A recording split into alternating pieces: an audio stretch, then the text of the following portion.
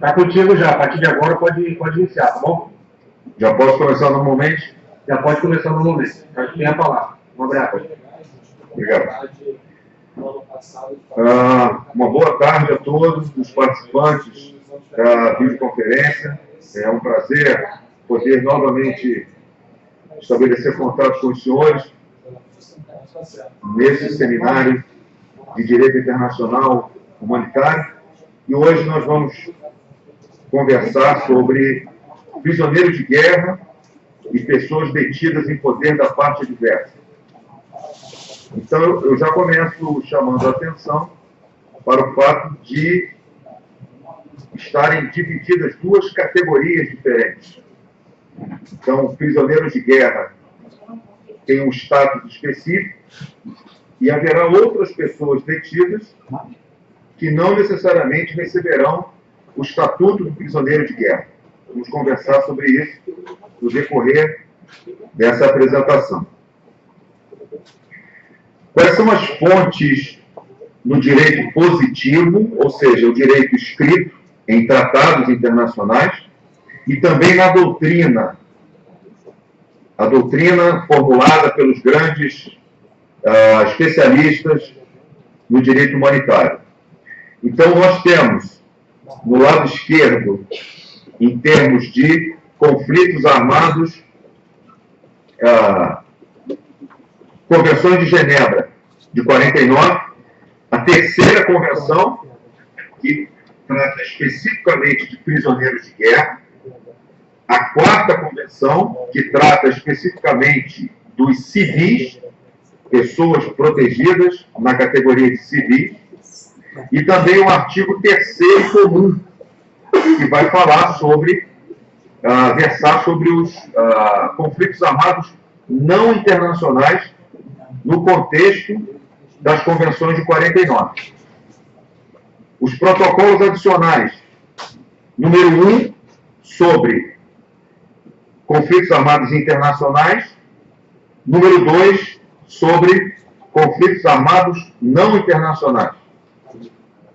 Esses protocolos são importantes, particularmente o protocolo 1, porque é nele que pela primeira vez aparece a definição de prisioneiro de guerra. Nós vamos conversar qual é a definição. Então, além das convenções e dos protocolos, temos também a doutrina dos especialistas. E a principal fonte as principais fontes são os cadernos emitidos pelo Comitê Internacional da Cruz Vermelha, particularmente esse, proteger as pessoas privadas de liberdade. Pode ser obtido lá no sítio, no site do Comitê Internacional. Recordando o arcabouço normativo, ou seja, como está distribuído o direito em relação aos tipos de conflitos.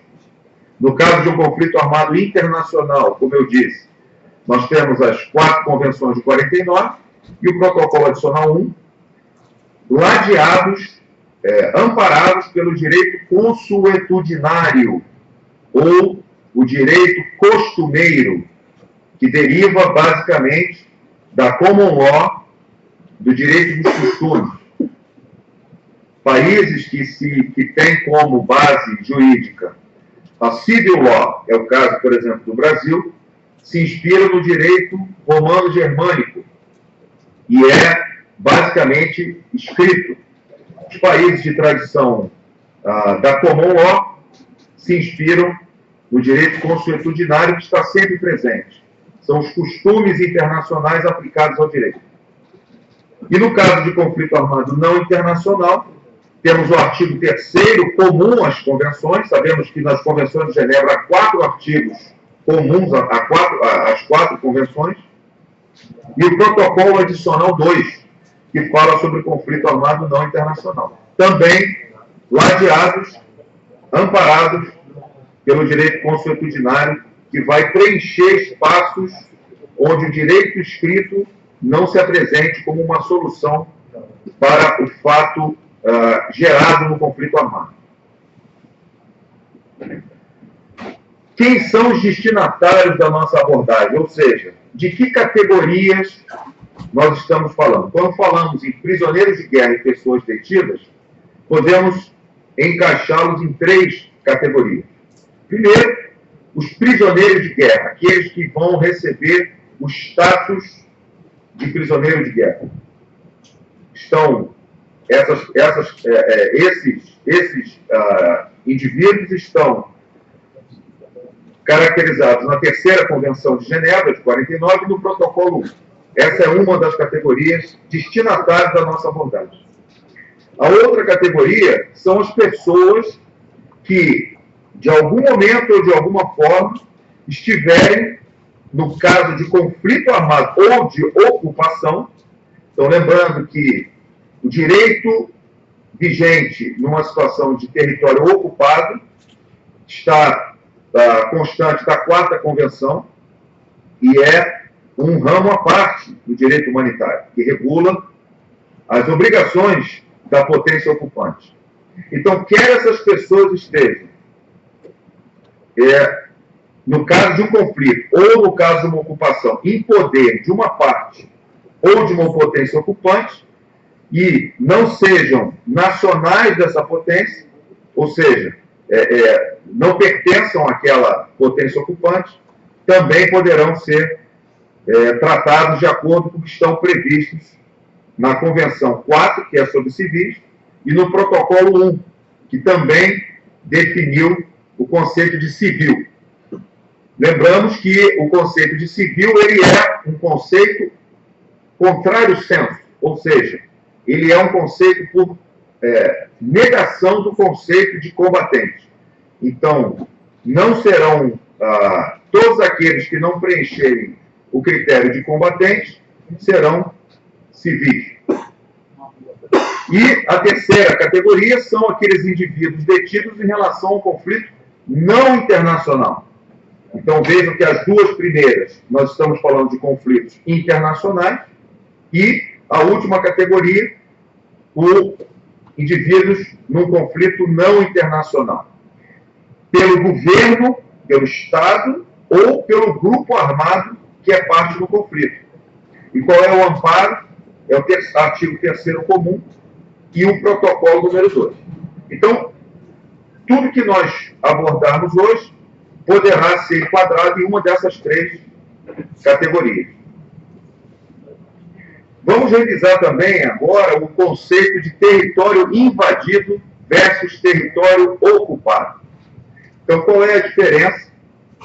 Isso tinha sido tratado na Convenção da Haia, de 1907, sobre leis, costumes e leis relativas à guerra terrestre.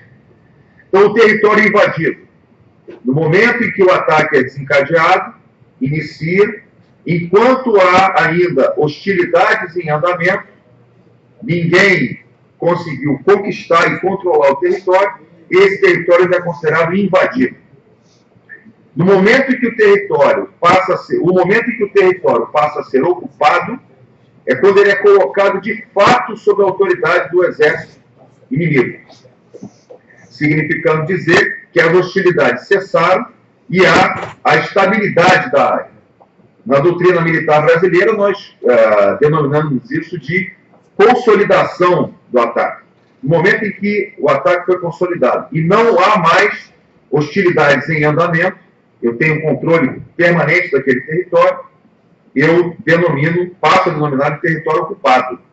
Por que é importante? Porque a lei dos territórios ocupados é específica e consta da 4ª Convenção de Genebra, e pessoas que estiverem de posse da potência ocupante terão certos direitos que outras pessoas não terão. Aqui um quadro para também nós relembrarmos o conceito de combatente, prisioneiro de guerra. O conceito de combatente, prisioneiro de guerra, ele é intercambiável, ou seja, todo aquele que for combatente, receber o status de combatente, caso capturado, também será considerado um prisioneiro de guerra em termos de status, de estatuto. O que o protocolo 1 define como combatente. Foi o primeiro tratado que trouxe a definição. Qualquer membro das Forças Armadas, exceto o pessoal sanitário, ou seja, o pessoal da área de saúde, e o pessoal religioso. No nosso caso, o Exército Brasileiro, os capelães militares. Então, o protocolo 1 definiu.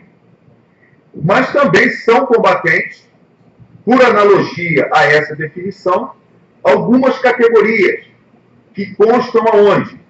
Basicamente lá na terceira convenção de 49.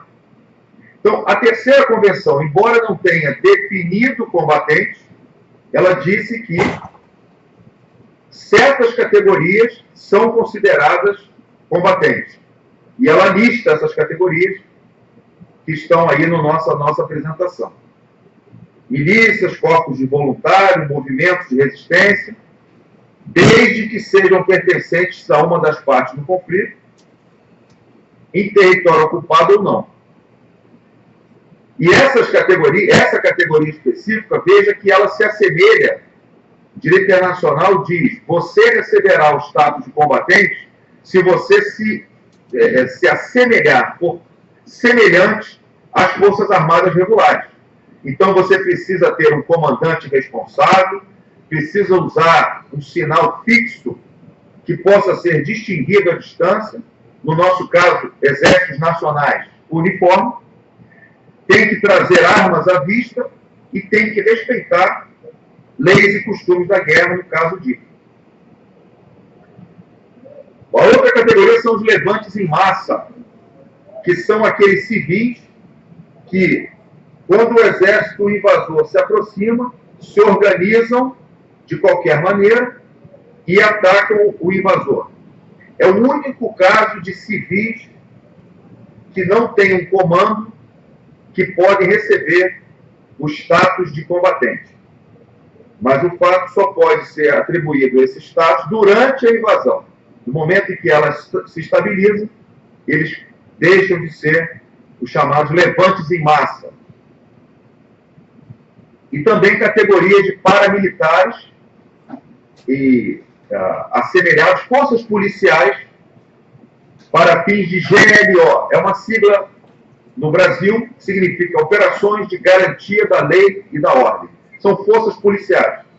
Essas forças policiais podem ser combatentes, mas isso tem que ser informado à parte oponente, para que elas passem a ser consideradas forças armadas daquele país.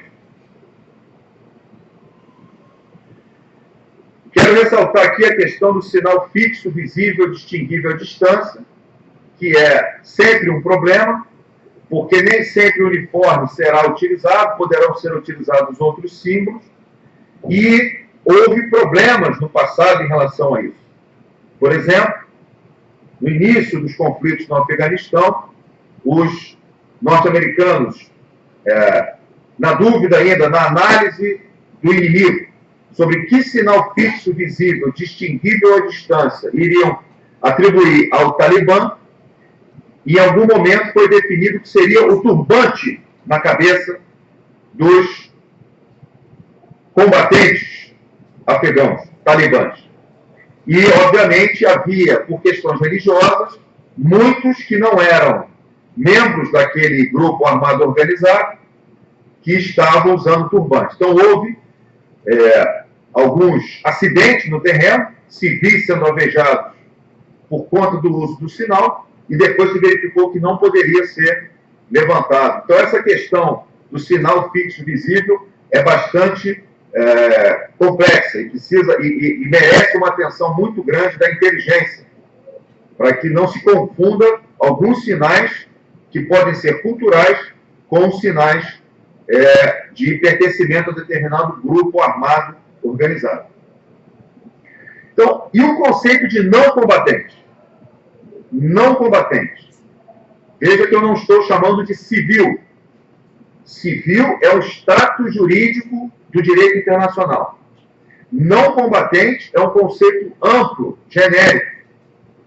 É aquele que não participa diretamente da hostilidade e, por essa razão, não é objetivo lícito. Nós conversamos na última apresentação sobre objetivos militares e vimos que tropas podem ser objetivos militares. O não combatente está excluído disso. Então vejam que há várias categorias de não combatentes. Como é que se interpreta o conceito de não combatente? Em direito, aqui no direito brasileiro, nós chamamos isso de interpretação extensiva. Ou seja, extensivamente, o não combatente é considerado civil. Mas veja que civil está entre aspas, porque o civil, estrito senso, aquele com a categoria específica, é aquele da Quarta Convenção, que é o oposto de combatente. Parece um pouco confuso, mas são coisas distintas. Esse quadro ajuda a entender melhor. Então, veja, todos os que estão aí dentro são não combatentes. Entretanto, do ponto de vista do Estatuto, os civis serão somente aqueles que estão no círculo interno. Jornalistas são equiparados aos civis, os deslocados internos da população, refugiados, que poderão ter um estatuto diferente, inclusive. O direito dos refugiados é um corpo normativo separado, distinto do direito internacional de conflitos armados, que ao lado do DICA é uma das dimensões de proteção da pessoa humana, mas o refugiado, ao olhar do DICA, será considerado civil. E os remanescentes, que são aqueles que permanecem na residência e não se deslocam. Os demais são não combatentes. Então, em resumo, qualquer pessoa que esteja no campo de batalha e esteja envolvida nas hostilidades vai ser enquadrada em 3 categorias que são excludentes. Num conflito armado internacional, num CAI, poderão ser ou um civil, ou uma força armada, ou um integrante de um levante em massa. Qualquer pessoa poderá ser enquadrada numa dessas categorias. E no conflito armado não internacional, qual é a diferença? Ao invés do levante em massa, nós temos a figura do grupo armado organizado. A definição de forças armadas está no protocolo 1, mas ela também é importante do ponto de vista conceitual. O que são forças armadas? São todas as forças armadas regulares, também os grupos armados organizados e demais unidades sob comando responsável. E aí vejo que o grupo armado organizado, para ele ser considerado força armada daquele Estado parte, ele precisa de 2 coisas. Ter uma relação de fato com as Forças Armadas. Essa relação pode ser oficial, ela pode ser escrita, ou ela pode ser tácita, ou seja, pode ser apenas factual. E essa Força Armada regular tem que exercer um grau de controle sobre esse grupo armado organizado. Nesse caso, ele vai se enquadrar na Força Armada da parte. A história mostra vários casos de países, de estados com exércitos regulares que incorporaram grupos armados organizados nas suas forças. E elas são, para o direito internacional, consideradas forças armadas daquela parte.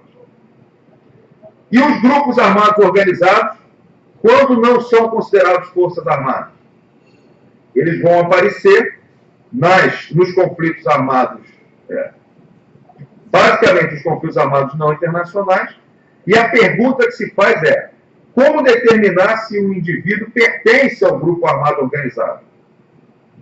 Porque determinar o pertencimento a uma força armada é fácil. Nós, que somos oficiais, que somos sargentos do Exército, usamos uniforme, temos lá o nosso nome publicado nos regulamentos, nos registros da força. E o guerrilheiro, e o pertencente ao grupo armado.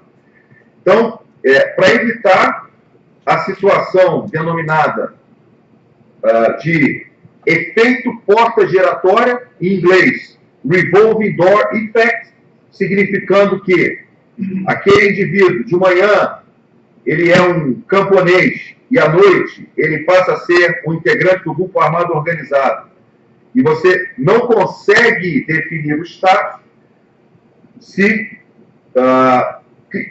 considera a situação de função de combate contínua.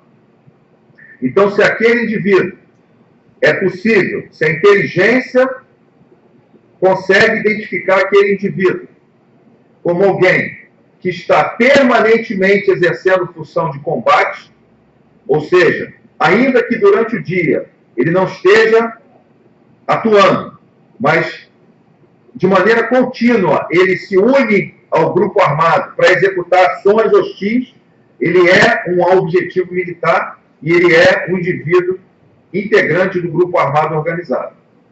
Agora, observem, senhores, aqueles que apenas acompanham o grupo, fornecem logística, fornecem algumas informações, facilitam a atuação do grupo. Na nossa doutrina brasileira de operações contra forças irregulares, contra a guerrilha, nós chamamos isso de forças subterrâneas e forças de sustentação. Essas forças não são vinculadas ao grupo armado organizado e, por sua vez, não podem ser tratados como combatentes, receber o tratamento de prisioneiros. Eles são considerados civis.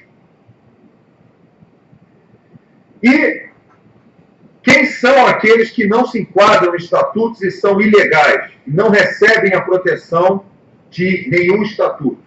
Os mercenários, os espiões e os civis engajados ilegalmente nas hostilidades. Aqueles que pegam em armas e, sem um comandante, vão praticar atos hostis. Essas três categorias são consideradas combatentes ilegais e não têm direito ao status de prisioneiro de guerra.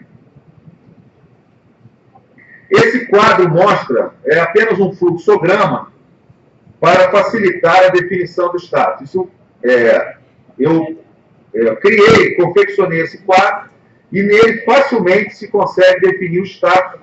Basta ir respondendo às perguntas e afirmativamente segue numa direção, negativamente segue em outra e você consegue enquadrar o status.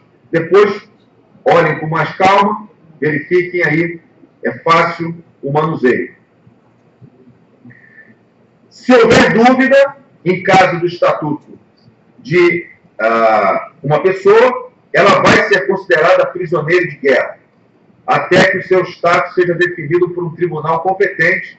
Isso está previsto na 3ª Convenção, no artigo 5º.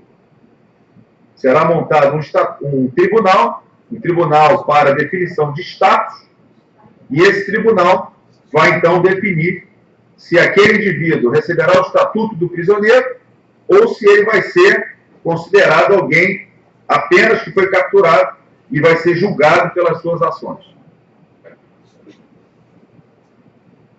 Está aqui também o fluxograma de quando há definição duvidosa. Quando eu não sei qual é a definição. E justamente o tribunal para definição de status está aí contemplado também nesse fluxo. Prisioneiros de guerra, então, uma categoria bastante importante.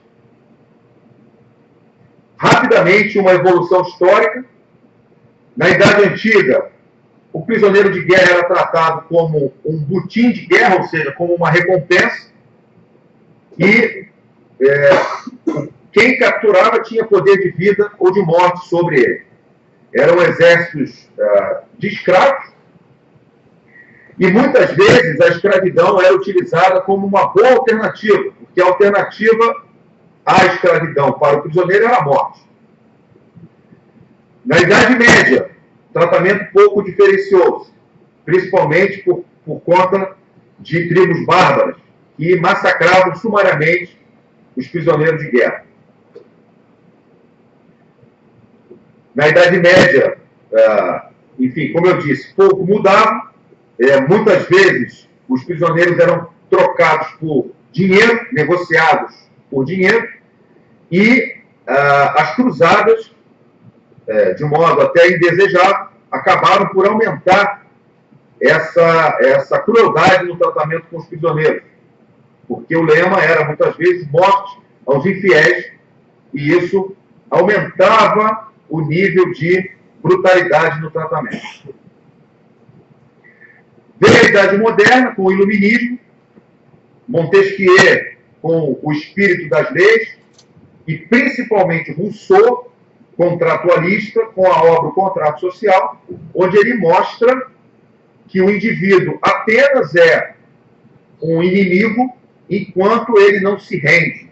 No momento em que ele se render e estiver desarmado, ele passa a ser um ser humano provido de direitos e precisa ser tratado com humanidade. Então há uma mudança no olhar sobre o prisioneiro. Por isso, Rousseau é considerado a referência filosófica, o marco filosófico do direito internacional de conflitos armados. Na Idade Contemporânea, o primeiro documento onde aparece uma preocupação sistematizada com prisioneiros de guerra é na Guerra Civil Americana, Revolução Americana, onde o advogado, que a pedido do presidente Lincoln, Francis Lieber, escreve os primeiros regulamentos de métodos e meios de combate e também de tratamento de prisioneiros. A Primeira Guerra Mundial traz, pouco antes da Primeira Guerra Mundial, já na AIA 4, a primeira norma internacional escrita, era sumária, pouco detalhada, mas permitiu o trato humano com os prisioneiros na Primeira Guerra Mundial. Na Segunda Guerra Mundial, o tratamento foi parcial e de acordo com o Estado ao qual o prisioneiro estava vinculado. Foram os primórdios da teoria voluntarista, segundo a qual o Estado obedece se quiser, por conta da sua soberania. E, por exemplo, vários prisioneiros russos acabaram morrendo devido aos rigores do inverno e alguns outros passaram a fazer trabalho escravo, o que fez com que depois da Segunda Guerra Mundial nós tivéssemos aí o aperfeiçoamento da norma, chegando às convenções da Terceira Convenção. Quero registrar aqui um fato histórico muito importante para o Exército Brasileiro. Durante a campanha da Itália, a Força Expedicionária Brasileira recebeu a rendição de uma divisão alemã inteira, que procurou as forças brasileiras para a rendição, porque circulava no campo de batalha a notícia de que os prisioneiros seriam tratados com humanidade. Então aquilo arrefeceu o poder de combate, o ímpeto de combate dos alemães, daquela divisão que já vinha sendo degradada ao longo da campanha, e ao invés de se render para outras forças, procuraram as forças brasileiras para se render. É um capítulo de muita glória na participação brasileira na Segunda Guerra Mundial. E em 1949, então, a Terceira Convenção vem, de fato, tratar dos prisioneiros de guerra como nós a conhecemos. Vamos adiante, por causa do nosso tempo. Temos tido, na Idade Contemporânea ainda, nos nossos tempos, alguns episódios bastante controversos, como o tratamento que foi dado aos prisioneiros em Guantánamo, no Afeganistão, onde foi criada uma terceira categoria, nem civil, nem prisioneiro, mas uma categoria que não tinha quaisquer direitos. E isso é vedado pelo direito internacional humanitário, porque ainda que ele não se enquadre num estatuto, a ele são dadas garantias fundamentais de um devido processo legal e acesso à justiça. Tivemos também questões bastante sensíveis acontecendo no Iraque, todos se recordam desse episódio, em Abu Ghraib, e é importante mais uma vez lembrar, por conta dessas violações, que quando o indivíduo, quando capturado, não se enquadrar no status de prisioneiro de guerra, o direito dos conflitos armados diz que, ainda assim, ele tem direito ao tratamento de prisioneiro de guerra. Então, existe uma diferença entre atribuir o status e dar o tratamento. O tratamento de prisioneiro de guerra, ou seja, ao qual todos os capturados têm, é esse. Então estão listados aí as obrigações daquele que captura o prisioneiro.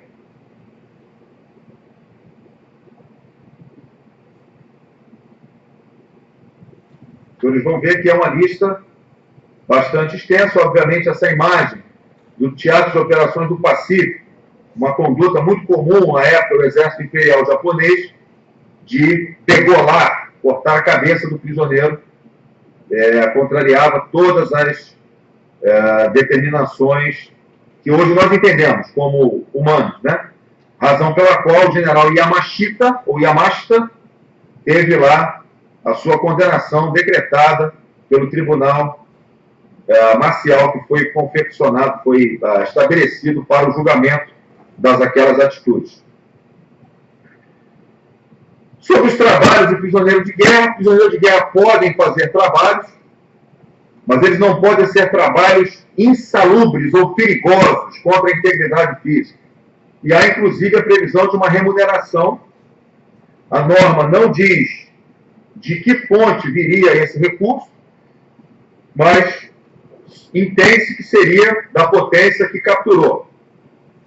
E também define bastante ali em detalhes quais são os trabalhos, mas eles não podem ter finalidade militar. O prisioneiro não pode ser utilizado como um apoio ao esforço de guerra da parte que o capturou. Senhores, o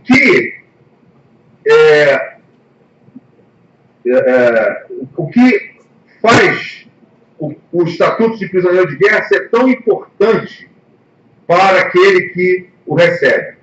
Primeiro, ele pode participar diretamente das hostilidades. Ele tem esse direito. Em compensação, ele não está protegido contra os efeitos da guerra. Ele é um alvo. Nas costas dele existe lá um alvo desenhado. Em caso de captura, tem direito ao Estatuto do Prisioneiro de Guerra. E como prisioneiro de guerra, esse é o mais importante, daí ser um estatuto privilegiado, ele tem direito à imunidade à persecução penal, ou seja, ele não será processado criminalmente pelas suas ações em combate, sendo inclusive repatriado sem demora ao término delas. Não será processado, obviamente, se respeitou as leis e costumes da guerra, e por isso recebeu o status de combatente. Se ele não se distinguir dos civis em determinadas situações, ou, no mínimo, não portar armas abertamente, em algumas situações, que a norma também define, ele perderá esse status de prisioneiro de guerra também. Agora, o direito internacional, ao dizer que ele poderá estar com armas à vista em alguns tipos de conflitos, são aqueles conflitos contra potências colonialistas, movimentos de libertação, contra regimes raciais, regimes racistas, eles poderão usar armas à vista e receber o estatuto. Mas a norma não diz que isso é um estímulo a que deixe-se de usar o uniforme. Para os exércitos nacionais, o uniforme é o recomendado para distingui-lo no campo de batalha. E aí agora eu passo a alguns trechos importantes dos nossos protocolos e convenções, começando das garantias fundamentais, que, ainda que o indivíduo não tenha direito ao estatuto, ele terá ainda um mínimo de garantias que estão no artigo 75 do protocolo 1, para o caso de conflitos armados internacionais. E esse artigo é repetido no protocolo 2, para conflitos armados não internacionais. Importante, não há que se falar em ratificação para esse artigo. Embora ele esteja no protocolo 1, o artigo já é considerado direito consuetudinário. Então, mesmo os países que não ratificaram o protocolo 1 têm a obrigação de cumprir esse artigo. Quando é que começa e termina a terceira convenção? Então, o artigo 5º nos diz que no momento em que os combatentes caírem em poder do inimigo e na sua repatriação. Agora, caso esses combatentes tenham sido punidos ou haja algum procedimento penal em andamento, eles podem sim ficar detidos até o final do julgamento ou do cumprimento da pena. Essa imagem é bastante resumida, ela é interessante para que seja distribuída aos soldados, soldado guardar no seu bolso, levar na sua caderneta operacional, porque ele mostra as 5 ações básicas, os 5 verbos básicos que o soldado precisa cumprir: inspecionar, desarmar, proteger, assistir e evacuar para o local adequado. E no caso das pessoas em poder da parte adversa, aqueles que caírem em poder e não forem prisioneiros, nós vamos estar, então, mencionando a 4ª Convenção, civis. Importante, a 4ª Convenção de 1949. Então, veja, que como não existia ainda o conceito de civil, porque ele só vem em 1977, com o Protocolo 1, o título relacionado a essa categoria é de pessoas protegidas. E o título também coloca tanto o estatuto como o tratamento do que ele chamava, em 49, de pessoas protegidas. E vem uma série de direitos para essas pessoas protegidas, que são o que nós hoje conhecemos como civis. Chamo a atenção também para a seção 3 dessa convenção, que fala dos territórios ocupados. Então, quais são as obrigações da parte no caso de territórios ocupados. Prossegue a 4ª Convenção, falando aí de território ocupado, um artigo que eu estou colocando apenas como exemplo. É importante os senhores aprofundarem a leitura para ver o contexto dos direitos das pessoas civis.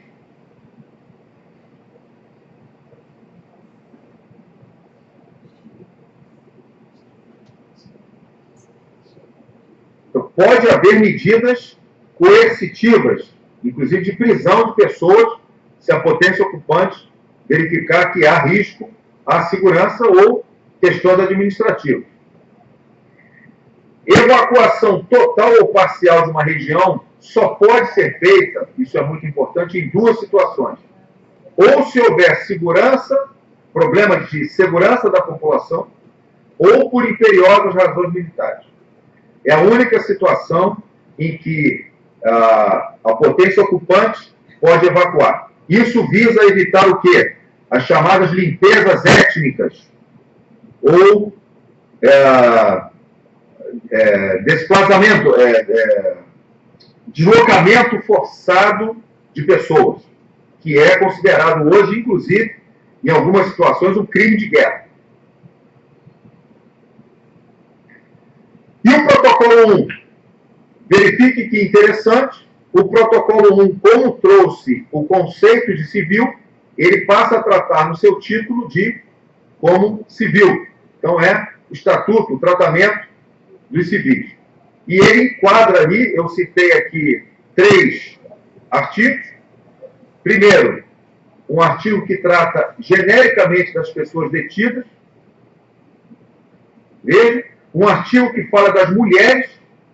As mulheres são uma categoria especialmente protegida no direito humanitário, até em razão, nós sabemos aí, da barbaridade que é cometida por meio do uso do estupro como arma de guerra, né, do rape, da violação da intimidade da mulher, por motivos quaisquer que sejam, mas como arma de guerra. E os jornalistas também, que são considerados, têm o estatuto de civil. São pessoas protegidas especificamente no artigo 79. Importante lembrar, isso estava, eu coloco essa imagem, porque era no passado um modelo de uma ordem de operações aqui do Exército Brasileiro, que já foi modificado, foi atualizado, de modo que prisioneiros de guerra e civis internados em áreas de internamento não podem ficar juntos. Não podem. Por uma razão muito simples, tem estatutos diferentes, e o prisioneiro de guerra, que foi um combatente, poderá, em algum momento, acabar influenciando os civis que se mantiveram à margem das hostilidades, e isso, obviamente, comprometeria, inclusive, as questões de futuras ações se as hostilidades prosseguissem. Então, por todas as razões, importante mantê-los separados. E, por último, para nós encerrarmos, antes de passarmos para algumas perguntas que os senhores têm, eu deixo esse pensamento do ex-primeiro-ministro britânico, Winston Churchill, em que ele dizia que, de maneira muito até irônica, era um frasista, era uma pessoa com várias frases irônicas. Ele disse que o prisioneiro de guerra é um homem que tenta lhe matar, não consegue e pede a você que não o mate. Isso resume, de certa forma, a questão o entendimento que as tropas têm que ter, e ele é basicamente um conceito ético, o tratamento ético, lá preconizado por Jean-Jacques Rousseau, de que o indivíduo, no momento em que ele se rende ou deixa de oferecer risco, ele se torna um ser humano comum, não mais um inimigo, e ele tem vários direitos que lhe são garantidos. Então, dessa forma, eu encerro essa parte, e agora, então, me colocaria à disposição dos senhores para eventuais perguntas. Nós temos aí cerca de 30 minutos para algumas perguntas, se houver. Obrigado.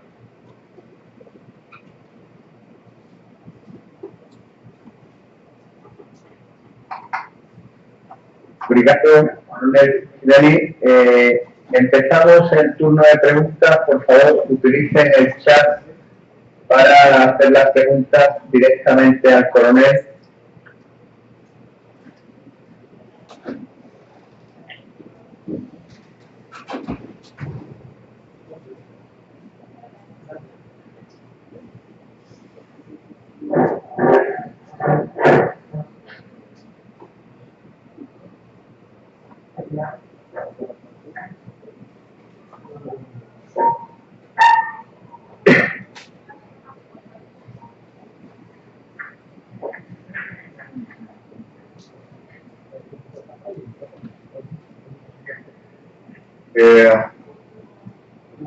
Estão me ouvindo, né? Acho que eu permaneço...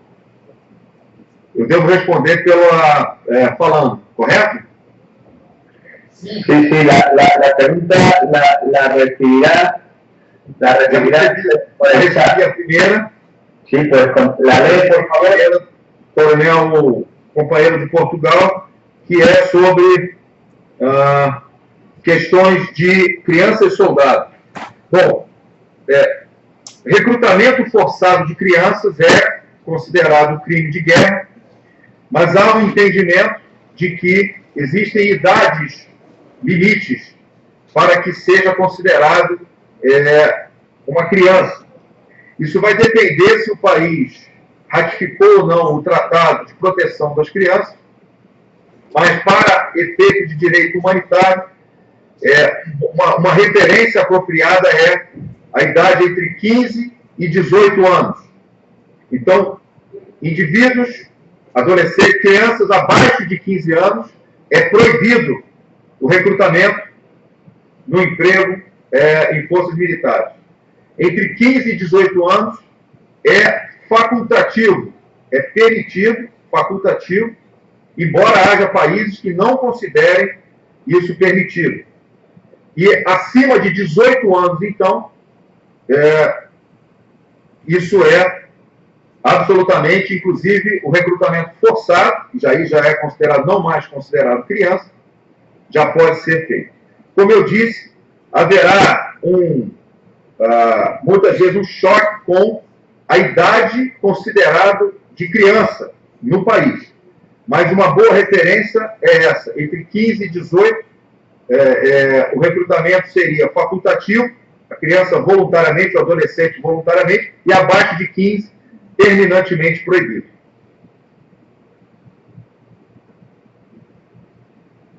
Mas lembrando que se trata, no caso de criança-soldado, de um crime de guerra.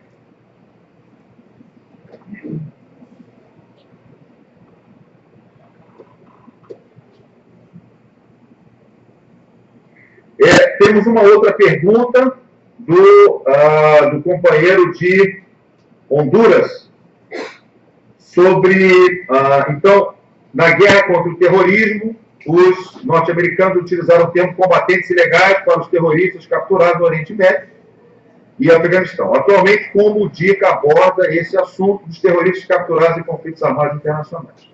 Então, como eu disse, os norte-americanos, à época do conflito, criaram uma terceira categoria, que seria do combatente ilegal. Essa categoria não existe no direito humanitário. Ou o indivíduo é combatente, e aí ele pode ser por ser força armada, um grupo armado organizado, ou ele é civil.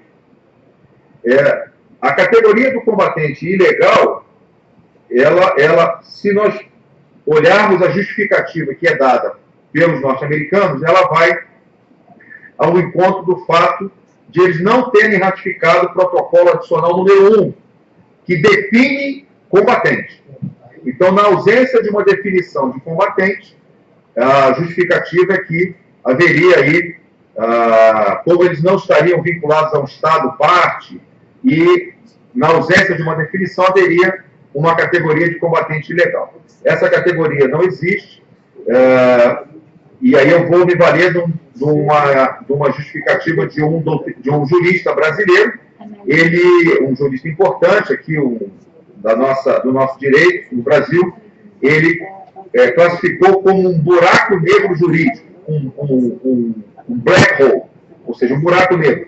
É algo que não pode ser aplicado, porque, como nós dissemos, e aí vem a segunda parte da pergunta, como o direito internacional trata isso? O artigo 75 do Protocolo Adicional 1 diz que, ainda que não haja nenhum estatuto apropriado, as garantias fundamentais são sempre atribuídas.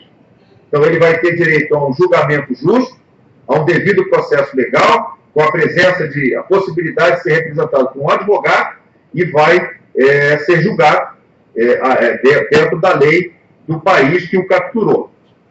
Se o país possui uma definição de terrorismo, o crime de terrorismo, ele vai ser julgado por esse crime, ou por algum outro tipo penal, algum crime que possa abarcar essa conduta. Mas aquilo que foi feito não está alinhado com o direito internacional humanitário.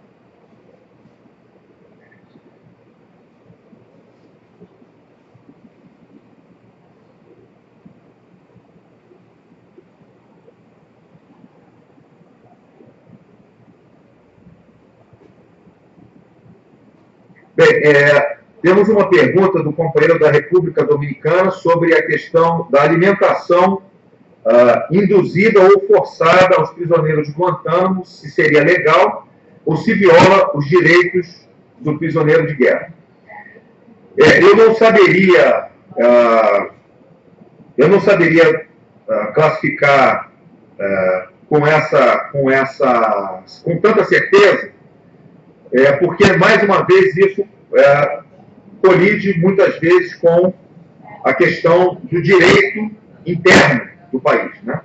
Então, o direito, por exemplo, à greve de fome, né? Hunger strike, é um direito facultado ao indivíduo, e para que ele seja alimentado forçadamente, eu digo aqui no Brasil, por exemplo, um juiz de direito, um judge, né? Um juiz tem que determinar que isso aconteça.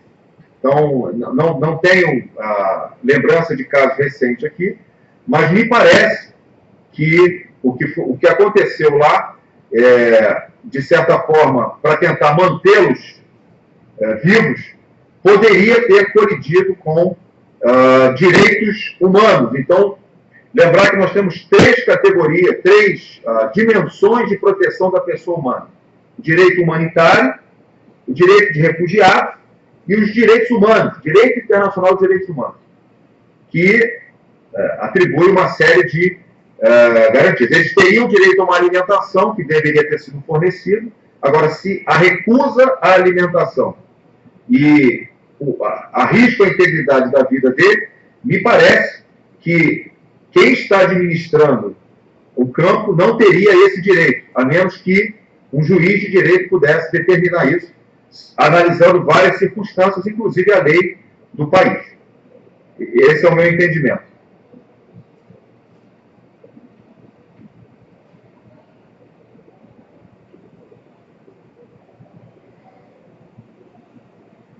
Uma pergunta aqui do companheiro Coronel dos Santos, do Brasil: se nos conflitos armados atuais no mundo, nós temos observado a aplicação da regra de combatentes e não combatentes para proteger inocentes. Sim, tem sido observado. A nossa percepção, muitas vezes, é de que há muito mais violações do que cumprimentos da norma, mas isso é porque falar em percepção significa falar em cobertura da mídia, né?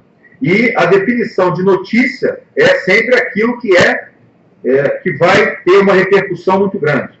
Um prisioneiro de guerra ser tratado adequadamente não é notícia. É uma obrigação do Estado fazer isso. No momento em que há violação, ela se transforma em notícia.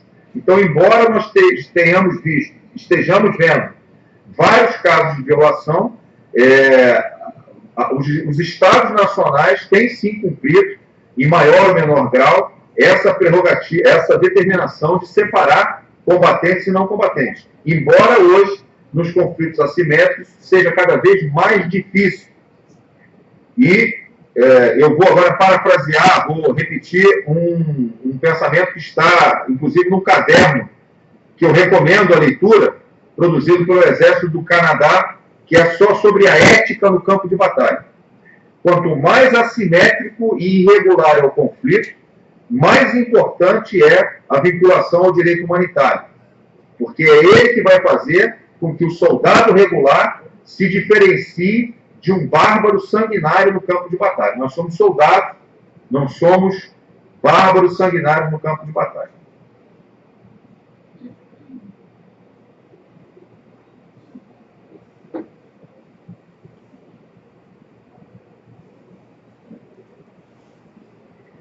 Temos uma pergunta aqui do companheiro de El Salvador em relação às companhias privadas de segurança para, apoiar unidades militares em algumas tarefas. Então, essa questão das companhias private military companies, né, as companhias militares privadas, ela é bastante controversa. Há um entendimento já de que elas não são considerados mercenários. Os indivíduos que compõem essas companhias, eles não se enquadram no protocolo, nos critérios do protocolo 1 por considerá-los mercenários. Mas, como eu disse, é bastante controverso. Em alguns casos, e aí vamos citar os que são mais conhecidos, algumas companhias privadas norte-americanas, eles estão sequer vinculados ao Ministério da Defesa, estão vinculados ao Ministério, à Secretaria de Estado, para proteger autoridades. Então, isso também complica um pouco a análise, né?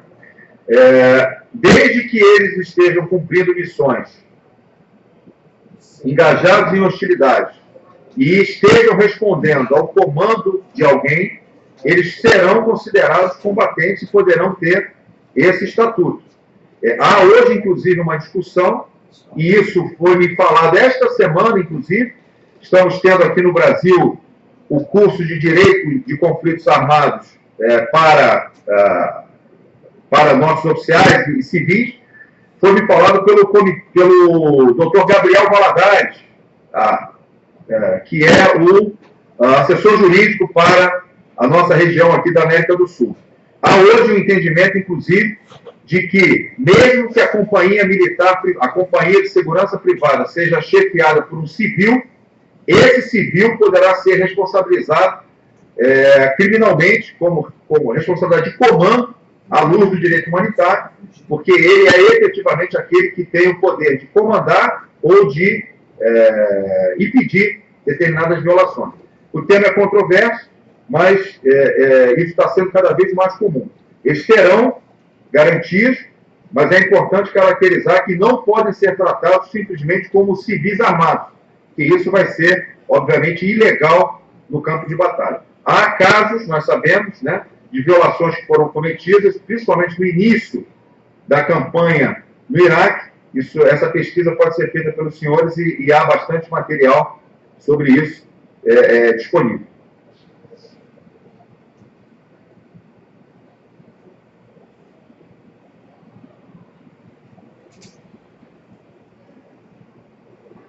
Temos aqui, novamente, a pergunta da questão da República Dominicana, se os prisioneiros de guerra fazem guerra de fome e querem morrer de fome, isso é um direito do prisioneiro de guerra.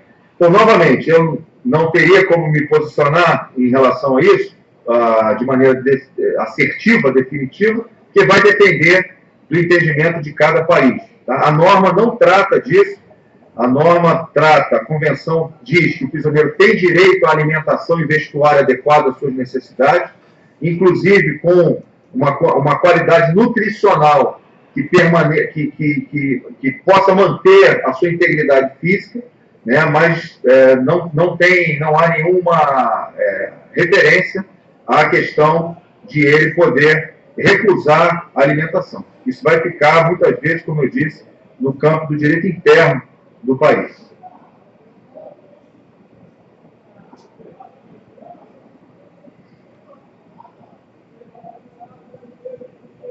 Temos uma pergunta novamente aqui sobre que tratamentos devem ser dispensados aos prisioneiros de guerra.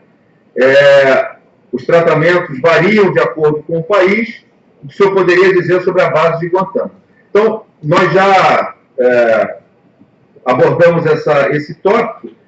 O tratamento é aquele mais favorável possível, alinhado à luz da terceira Convenção de Genebra. Né? O prisioneiro tem direitos. Uma pergunta muito comum é com relação ao interrogatório. Né? O próprio termo interrogatório já traz considerações que muitas vezes não são apropriadas. Aqui no Brasil, eventualmente, em algumas situações, nós, inclusive, deixamos de usar o termo interrogatório, passamos a usar o conceito de entrevista, que é obter do prisioneiro as informações que a norma determina, e há especialistas em fazer isso, para que não seja necessário recorrer a métodos ilegais e proibidos, por exemplo, métodos de tortura. E sobre a questão da base de Guantánamo, efetivamente é um aspecto muito sensível. Vamos lembrar que o presidente Barack Obama, no seu primeiro mandato ainda, disse que iria fechar a base de Guantánamo no primeiro mandato, no primeiro termo de governo dele. Ele terminou o governo, já entrou um outro presidente e essa situação não aconteceu. Começaram determinados julgamentos agora. A dúvida é se prisioneiros seriam julgados numa corte militar ou numa corte civil, vinculado aí, talvez, à Corte Federal de Nova York. Então, essa questão ainda está sendo debatida, porque se considera que, talvez, uma corte marcial haveria um rigor maior, mas isso é uma questão que vai ser debatida nos tribunais americanos. O fato é que eles têm, sim, direito, teriam direito, têm direito a um tratamento justo, um devido processo legal, a um fair trial, né? E a todas as garantias fundamentais devidas.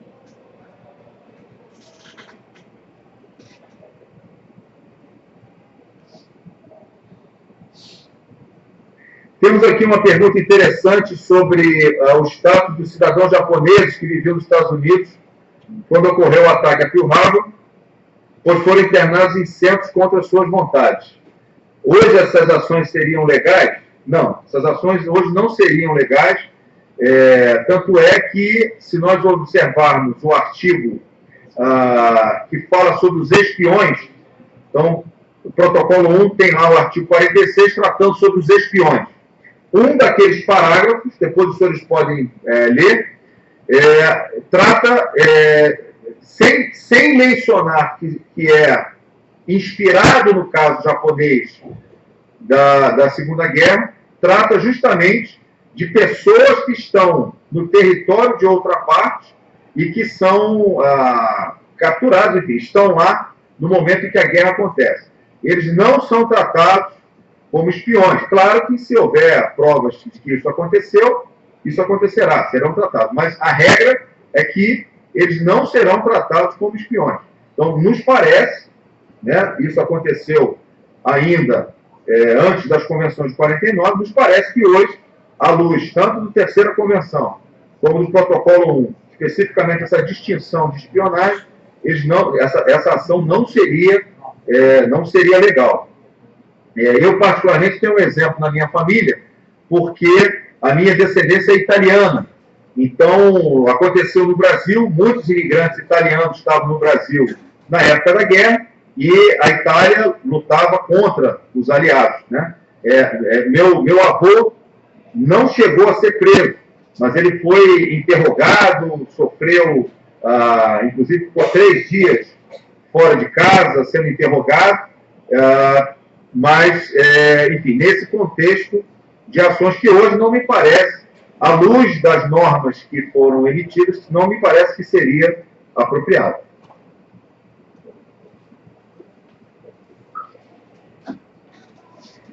Uma pergunta também interessante aqui sobre espiões que estão sendo presos em alguns países. Como é que o direito humanitário trata a espionagem? O direito humanitário trata a espionagem como algo inerente à guerra. Várias campanhas, por exemplo, o próprio desembarque da Normandia em 44 foi possível graças a uma grande operação de espionagem por trás que iludiu os aliados com relação ao local do desembarque. Então, o espião é parte da natureza da guerra, mas o direito humanitário diz: espião, você cumpre o seu papel, colete as informações que você quiser e volte para o seu país. Não se engaje em hostilidades, não use a força, e se você for capturado em atividade de espionagem, você não terá direito ao estatuto de prisioneiro e será tratado de acordo com as leis do país que o capturou. Se você retornar para o seu país, sem problema, mesmo que seja preso depois, não sofrerá nenhum tipo de sanção, porque você executou a atividade adequadamente. Ocorre que em vários países, espionagem é punível com penas graves, penas elevadas, inclusive a morte. É muito comum em países de índole totalitária, no momento que capturam certos cidadãos, às vezes jornalistas ou outros turistas, os acusam de serem prisioneiros de guerra, justamente porque sabem que isso tem um peso muito grande internacional. O que importa para nós? O prisioneiro de guerra, ele não é protegido do ponto de vista de estatuto, ele pode ser, sim, julgado por espionagem. Para as nossas tropas, o importante é distinguir uma patrulha de inteligência, uma patrulha de reconhecimento, que tem que estar uniformizada no momento da coleta dos dados, de alguém que esteja espionando. Porque se ele for capturado com roupas, trajes civis e numa atitude suspeita, ele não será considerado um prisioneiro de guerra e poderá ser punido por espionagem.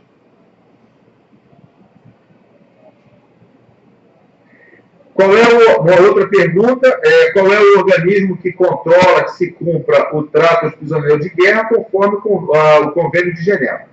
Bem, a responsabilidade por controlar e cumprir é do próprio país. O Estado-membro, o Estado-parte da Convenção é que tem a responsabilidade de fiscalizar o cumprimento. E no campo de batalha, quem fiscaliza somos nós, comandantes militares, na ação. Em caso de violação, dependerá se o país, o Estado, aderiu ou não ao Tribunal Penal Internacional, o Estatuto de Roma. E essa adesão poderá se manifestar no momento, o exercício da jurisdição do tribunal poderá se manifestar quer pela nacionalidade ou quer pela territorialidade, significando, um exemplo claro. Então, digamos que o Brasil não aderiu ao Estatuto de Roma, ou melhor, o Brasil aderiu ao Estatuto de Roma, ao Tribunal Penal Internacional. Se um indivíduo brasileiro, um soldado, cometeu um crime de guerra num país, ele vai ser julgado pelo Brasil, porque nós aderimos e a nossa justiça vai julgar. Caso um país tenha um combatente, um militar, um combatente, que fora do seu país cometa um crime de guerra no Brasil, pelo critério de territorialidade, o Brasil vai prendê-lo e vai encaminhá-lo ao Tribunal Penal Internacional, porque existe uma vinculação de nacionalidade e, nesse caso, brasileiro, isso seria aplicado, porque ele de territorialidade, desculpe, que o Brasil é o território que aderiu ao tribunal.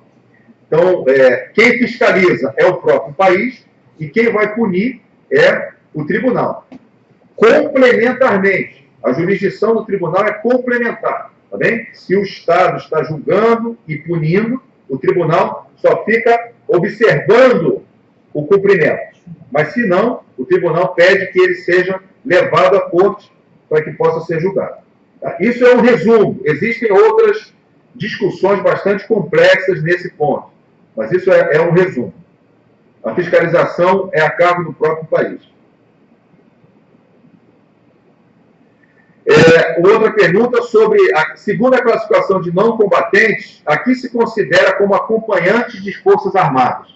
Muito importante, muito interessante também essa pergunta do companheiro do Equador, porque hoje em dia é muito comum esse status, né? Com a tecnologia sendo agregada às forças, terceirização da guerra, ou seja, outsourcing, vou buscar equipamentos tecnológicos que não vão ser utilizados, não vão ser operados pelas nossas forças. Muitas vezes vêm operadores civis para operar um gerador, para operar, muito comum na Marinha, aqueles que estão no navio aeródromo, né? Que estão ali desempenhando atividades e não são militares, não fazem parte da Marinha efetivamente. Essas pessoas são aquelas que acompanham as Forças Armadas. Tá? Elas, se forem capturadas, elas são consideradas não combatentes, tá bem? E elas têm direito, elas vão para o campo de prisioneiros e vão ter imunidade. Elas não são processadas se estiverem adequadamente acompanhando.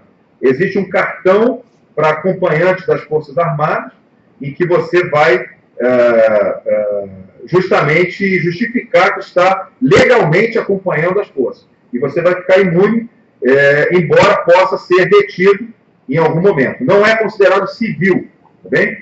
É considerado pessoas que acompanham as Forças Armadas, não combatentes. E eu acho que com isso nós terminamos aqui as perguntas, estamos bem no horário. Se não há mais nada, eu agradeço muito a atenção, espero que tenha sido possível tratar de questões importantes com os senhores e me coloco à disposição aqui no Brasil para qualquer necessidade, qualquer dúvida ou qualquer contribuição. Muito obrigado. Gracias. Muchas gracias, mi coronel. Cerramos la conexión hasta el próximo día 2 de abril, martes. Tengan en cuenta que ese día ya hemos cambiado la hora y entonces la hora seguirá siendo la hora de España en la videoconferencia. Muchas gracias a todos y hasta el próximo martes.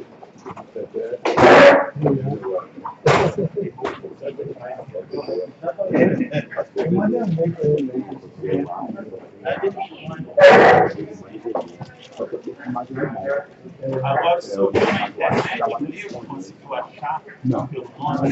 Não, né?